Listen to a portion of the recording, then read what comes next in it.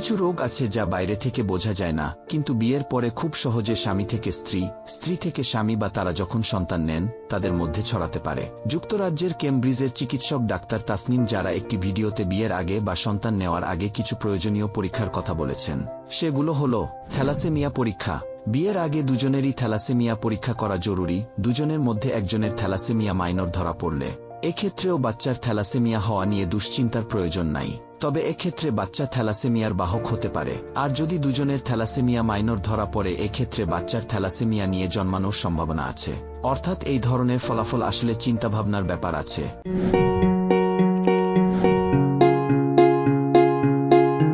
Hepatitis B পরীক্ষা। এই virus লিভারের মারাত্মক ক্ষতি বা ক্যান্সার করতে পারে। অনেকে আক্রান্ত হয়েও জানেন না, ফলে অনিরাপদ সহবাসের মাধ্যমে এটি স্বামী স্ত্রীর মধ্যে সহজেই ছড়িয়ে পড়ে। তাই আগেই পরীক্ষা করে নেওয়া নিরাপদ। হেপাটাইটিস সি পরীক্ষা। হেপাটাইটিস বি এর মতো এটিও লিভারের ক্ষতি করে। সহবাস বা মা থেকে সন্তানে ছড়ানোর সম্ভাবনা থাকে। ঝুঁকি এড়াতে বিয়ের আগে এই পরীক্ষাটি করিয়ে নেওয়া শ্রেয়।